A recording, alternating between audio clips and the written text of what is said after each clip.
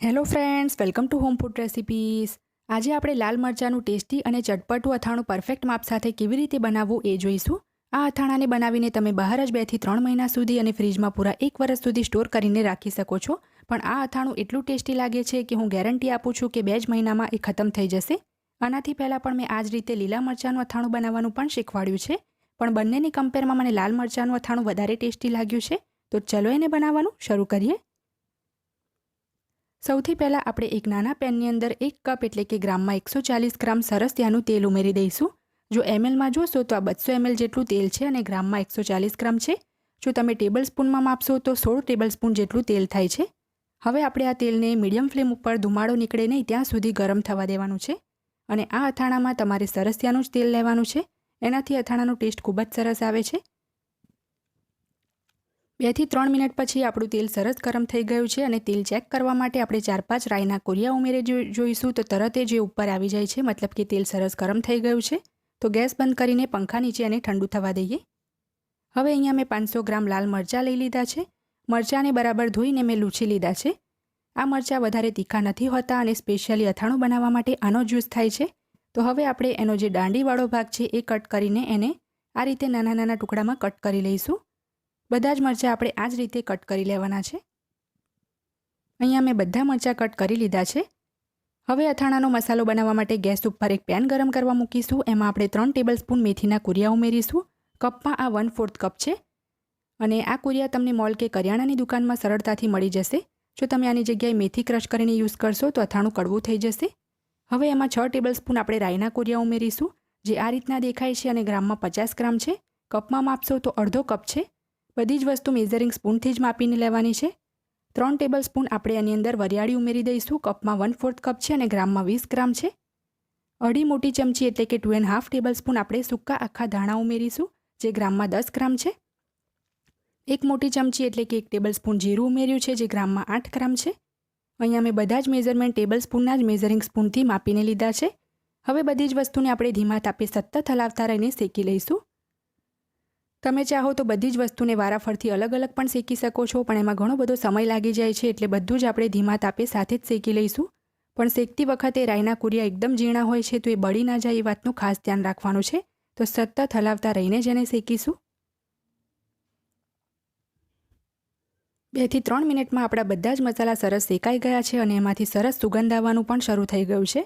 તો હવે આપણે આને એક પ્લેટમાં કાઢી લઈએ અને ટોટલી આપણે પંખાની નીચે એને ઠંડુ થવા દઈશું. હવે આપણે સેમ પેન આપણું ગરમ જ છે, તો એની અંદર 2 ટેબલ સ્પૂન જેટલું મીઠું ઉમેરી દઈશું, જે ગ્રામમાં 28 થી 30 ગ્રામની આસપાસ છે. અને બંધ ગેસની અંદર જ આપણે પેન ગરમ જ છે, તો સતત એને હલાવતા રહીશું, જેથી મીઠુંમાં જે કંઈ પણ મોઇસ્ચર હોય નીકળી જાય. તો અમુક સેકન્ડ પછી મીઠું પણ સરસ શેકાઈ ગયું છે, તો એને પણ આપણે એક વાટકીની અંદર કાઢી લઈએ.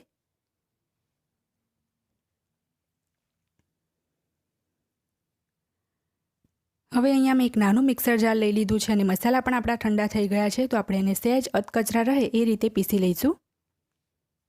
તો બધા જ મસાલાને મેં અધકચરા ક્રશ કરી લીધા છે. હવે આપણે એને એક બાઉલની અંદર કાઢી લઈએ.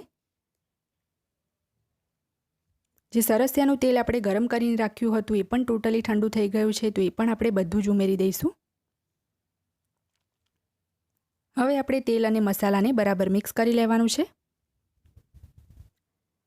જે આપણે મીઠું શેકીને રાખ્યું હતું એ આપણે 1/2 ટેબલ સ્પૂન જેટલું મેં મીઠું રહેવા દીધું છે. જે મને જરૂર લાગશે તો હું પછીથી એને એડ કરીશ.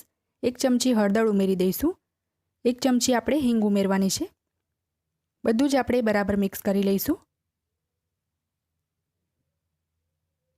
તો આ રીતે બરાબર મિક્સ કરી લીધા પછી આપણે જે મરચાં કટ કરીને રાખ્યા હતા એ આપણે આની અંદર ઉમેરી દઈએ. 500 ગ્રામ મરચાંના હિસાબથી આપણે મસાલાનું મેઝરમેન્ટ એકદમ પરફેક્ટ લીધું છે, તો તમારે બધું જ મેઝરમેન્ટ પરફેક્ટ ફોલો કરવાનું છે. તો બધું જ આપણે બરાબર મિક્સ કરી લઈએ. મીઠું અને વિનેગર આ અથાણામાં તમારે થોડુંક વધારે ઉમેરવાનું છે આગળ પડતું. એનાથી અથાણાની સેલ્ફ લાઈફ પણ વધે છે અને અથાણું ટેસ્ટી પણ લાગે છે. પણ અથાણું એકદમ ખારું ના થઈ જાય એનું પણ ખાસ ધ્યાન રાખવાનું છે. તો બાકીનું જે મીઠું હતું 1/2 ટેબલ સ્પૂન એ પણ મેં આની અંદર ઉમેરી દીધું છે. ટોટલ આપણે 2 ટેબલ સ્પૂન એટલે કે 28 થી 30 ગ્રામની આસપાસ મીઠું એડ કરી દીધું છે. ફરીથી એકવાર આપણે મિક્સ કરી લઈશું. હવે આપણે એની અંદર 2 ટેબલ સ્પૂન જેટલું વિનેગર એડ કરવાનું છે.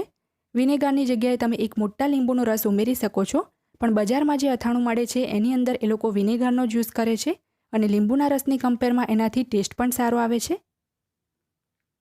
હવે અહીંયા મેં કાચની એક બરણી લઈ લીધી છે. એની અંદર આપણે બધું જ અથાણું ફિલ કરી લઈશું. પણ ધ્યાન રાખવું કે જે બરણી છે એકદમ સૂકી હોવી જોઈએ. આ અથાણું જે છે એને તમારે અત્યારે નથી ખાવાનું. 4 થી 5 દિવસ રાખ્યા પછી તમે એને ખાશો તો એનો અસલી ટેસ્ટ આવશે. કારણ કે અત્યારે મરચાં પણ કાચા હશે અને મસાલાની અંદર જે આપણે રાઈ મેથીના કોરિયા ઉમેર્યા છે એ પણ બરાબર ફૂલ્યા નથી.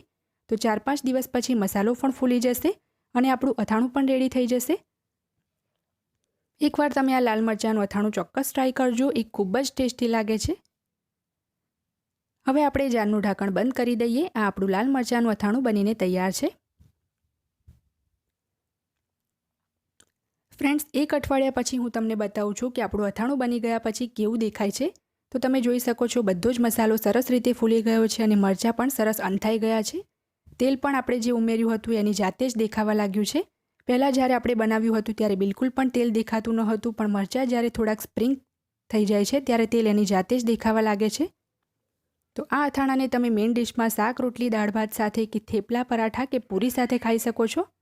તો ફ્રેન્ડ્સ, જો તમને મારી આજની આ રેસીપી પસંદ આવી હોય તો મારા વિડીયોને લાઇક કરી, શેર કરી, ચેનલને સબસ્ક્રાઇબ જરૂર કરજો. સબસ્ક્રાઇબ બટનની બાજુમાં જે બેલ આઇકન છે એને પણ દબાવજો, જેથી તમને મારા આવનારા તમામ નવા વિડીયોની જાણકારી સૌથી પહેલાં મળે. અને જો તમારે મારી આ જ રેસીપી હિન્દીમાં જોવી હોય તો મારી હિન્દી ચેનલ ઉપર જઈને તમે જોઈ શકો છો, જેની લિંક મેં વિડીયોની નીચે ડિસ્ક્રિપ્શન બોક્સમાં આપી છે. તો મળીએ નેક્સ્ટ વિડીયોમાં. ત્યાં સુધી આવજો.